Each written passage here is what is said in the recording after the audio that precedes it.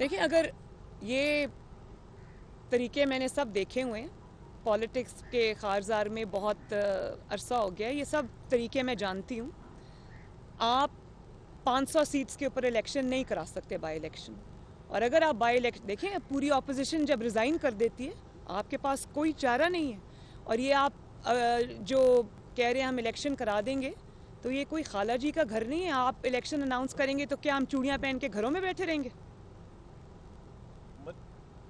70% जो, अगर आपने जाली वोट, चलें 30% भी आपका अगर जाली वोट है, उसको मैं जाली कहूँगी, तो 70% वोट को रिप्रेजेंट करती है पीडीएम। तो वो क्या आप उनके बगैर इलेक्शंस करा लेंगे? आप अगर पीडीएम रिज़ाइन करती है, जो कि इंशाअल्लाह ताला हम करेंगे, आप इलेक्शन नहीं करा सकते। और अगर आप समझते हैं कि आपकी इन धमकियों को से कोई मरूब हो जाएगा, डर जाएगा, तो ये बिल्कुल उसी तरह की बात है कि जब आप पीडीएम का लाहौर का जलसा हो रहा था, आप अपने कुत्तों के साथ अपनी तस्वीर जारी कर रहे थे, तो वो आप कुत्तों को नहीं बहला रहे थे, आप अपना खौफ बहला रहे थे। जितने भी लोग थोड़ी बहुत भी नफ्सियात को समझते हैं, वो जो तस्वीर इशू हुई थी, उसके पीछे आपका खौफ झलक रहा था, आपकी नफ्सियात झलक रही थी।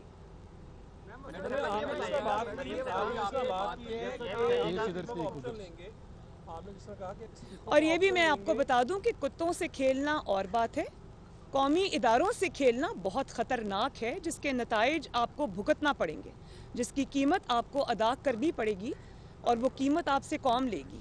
जी, आपने जिस तरह बात की कि हम अपना इस्तीफे तो हमने देने ही है, अगर ये ऑर्डिनेंस ले आते हैं फ़ौरन, तो क्या पीडीएम अपने फैसले के ऊपर कोई नज़रसानी करते हुए, कौन सा ऑर्डिनेंस? अगर पहले सेनेट में एक तो फौरी तौर पर अगर कहते हैं कि इलेक्शन जल्द करा लेते हैं, सेनेट के इलेक्शन, और उसके साथ साथ नहीं, मैंने मैंने ऑर्डिनेंस मैंने इसमें पहले ये बात कर दी है कि ये ऑर्डिनेंस के ज़रिए नहीं हो सकता। उनको वाया सुप्रीम कोर्ट जाना पड़ेगा, उनको वाया सुप्रीम कोर्ट जाना पड़ेगा, और सुप्रीम कोर्ट के ऊपर भी पाकिस्तानी कौम की नज़रें, मुझे उम्मीद है कि सुप्रीम कोर्ट कौम को मायूस नहीं करेगी और आइन का हुलिया बिगाड़ने वालों का साथ नहीं देगी। ऑर्डिनेंसेस के ज़रिए आप आइन को बुलडोज नहीं कर सकते। आज सुप्रीम कोर्ट ने जिस तरह नैब के ऊपर कहा है कि चेयरमैन नैब के अलावा कोई भी सुप्रीम जो चेयरमैन नैब तो तारीफ नहीं कर रहा, सुप्रीम कोर्ट का इतना बड़ा जुमला कह देना, रिमार्क्स दे देने, आपका समझ में आपके मौक़िफ़ की तायद है या अवामी मौक़िफ़ की तायद है? देखिए, जिस तरह वो बाकी इदारों को ख़राब करके उनके सरबराह बने हुए, मैं समझती हूँ कि नैब का चेयरमैन जो है उसका नाम है इमरान खान।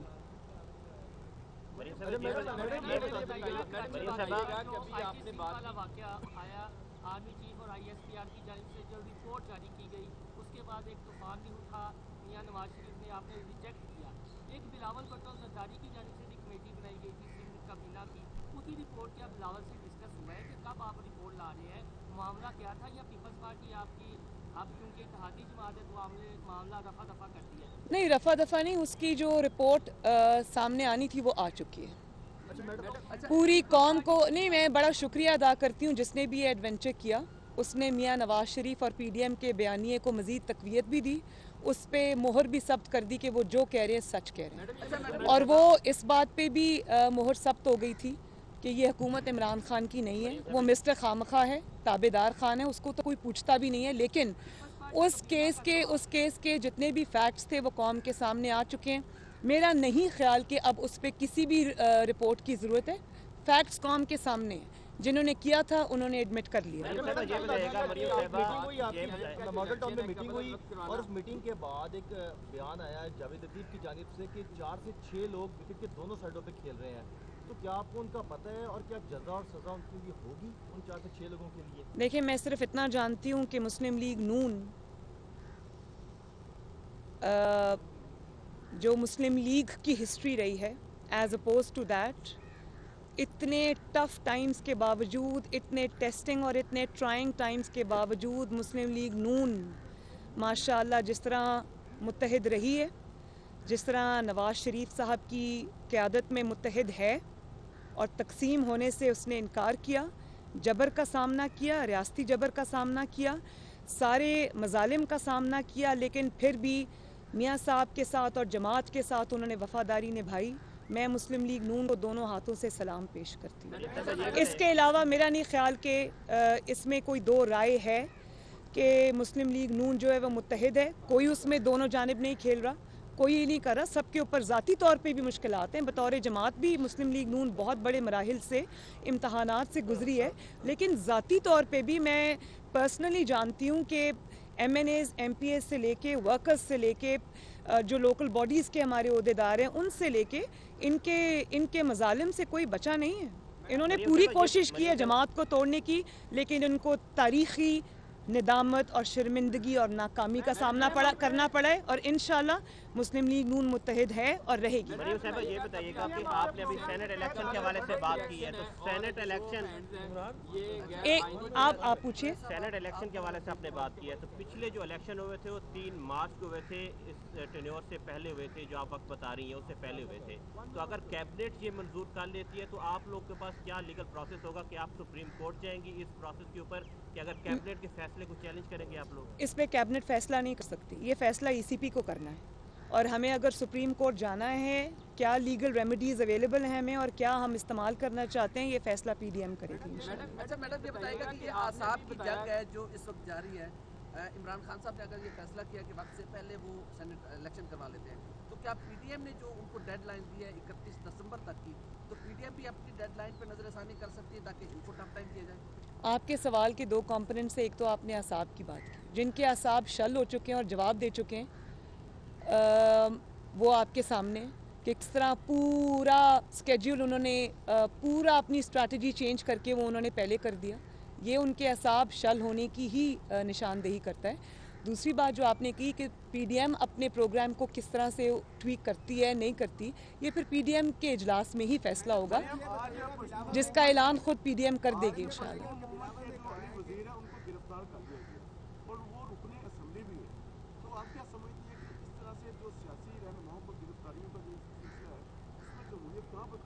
देखिए, मैं इसकी भरपूर मजम्मत करती हूँ और मैं ये समझती हूँ कि अगर आपके मुल्क में इस किस्म की तहरीकों को अगर आपने अपने साथ ना मिलाया, उनको कौमी धारे से ना जोड़ा, आपने उनको एक पनपने के लिए छोड़ दिया, तो इससे आपकी फेडरेशन जो है वो वीक होगी, इससे स्टेट की रिट भी वीक होगी, इससे पाकिस्तान की जो सॉलिडारिटी है, पाकिस्तान की जो एक यूनिटी है, उसके अंदर दरार आएगी। और ये कोई किसी भी चीज़ के साथ डील करने का कोई अक्लमंदाना या दानिशमंदाना तरीका नहीं है। हम सब पाकिस्तानी हैं, हम सब इक्वल पाकिस्तानी हैं और हमें इसी तरह एक दूसरे को ट्रीट करना चाहिए। इधर से ले लो, इधर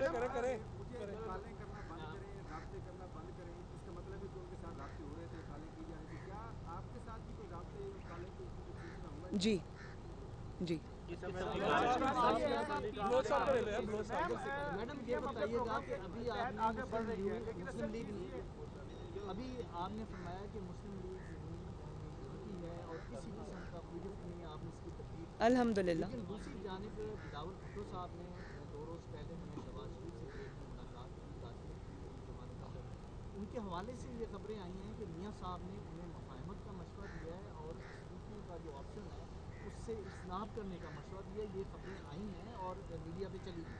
एज़ अपोज टू दैट, ये तो सिर्फ मफरूज़ा है ना, और आपको पता है कि आजकल मीडिया पे जिस किस्म की गेम खेली जा रही है वो मुझे सब समझ आ रही है, और ये जानबूझ के इस किस्म की ख़बरें रिलीज़ की जाती हैं कोई नैरेटिव बनाने के लिए, और वो ये नहीं जानते कि झूठ से नैरेटिव थोड़ी देर के लिए तो आपका आ जाता है सामने, लेकिन हकीकत में ये नहीं है।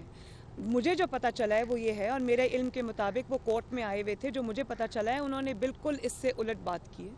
वो बिल्कुल, अगर नवाज शरीफ साहब का ये फ़ैसला होगा, PDM का ये फ़ैसला होगा कि हमने इस्तीफ़े देने हैं, कब देने हैं, शहबाज शरीफ साहब न सिर्फ उसके साथ हैं बल्कि वो उसको सपोर्ट भी करेंगे, और बल्कि उन्होंने उसके लिए अपनी पार्टी को अहकामात दिए हैं कि उसको उसका टाइमली जो उसके ऊपर जो अमल दरामद है उसको इंश्योर किया जाए।